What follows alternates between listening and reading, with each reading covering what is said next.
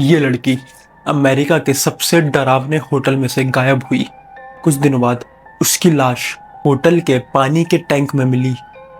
लेकिन असली डरावनी चीज उसकी मौत नहीं थी, बल्कि वो आखिरी वीडियो था जिसने पूरे इंटरनेट को हिला कर रख दिया। तो ये कहानी है एलिसा लैम की। साल 2013। 21 साल की एलिसा अकेले ट्रैवल कर रही थी और घूमते घूमते पहुंचती है सिसिल होटल में।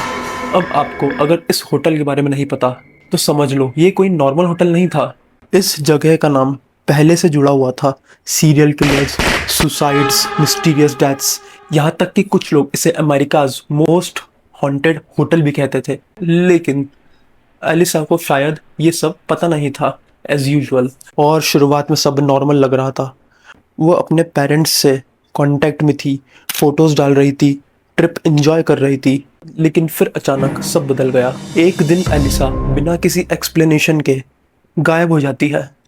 उसका फोन, उसका सामान सब होटल में ही था, लेकिन एलिसा, किसी को कुछ पता नहीं। और फिर आती है वो फुटेज जिसने इस केस को इंटरनेट हिस्ट्री का सबसे मिस्टीरियस केस बना दिया। होटल के एलिवेटर कैमरे में एलिसा दिखाई देती है।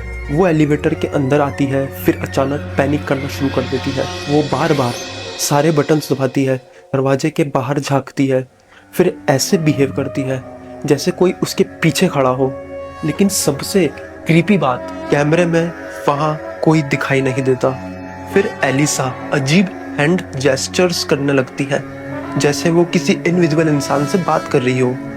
और फिर वो एलिवेटर से बाहर निकलती है और उसके बाद उसे कभी जिंदा नहीं देखा गया।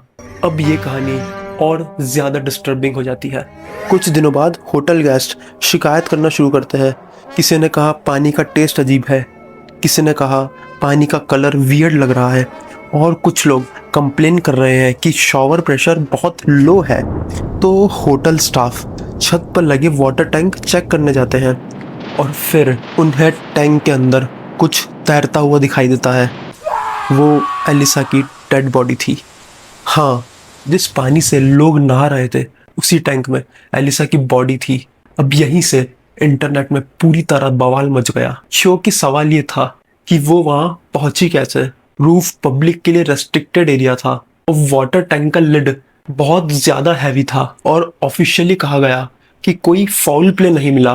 लेकिन इंटरनेट इस एक्सप्लेनेशन से कन्विंस नहीं था, और आज भी लोग डिबेट करते हैं कि क्या ये सिर्फ एक एक्सीडेंट था या फिर कुछ ज़्यादा डार्क चीज़ें।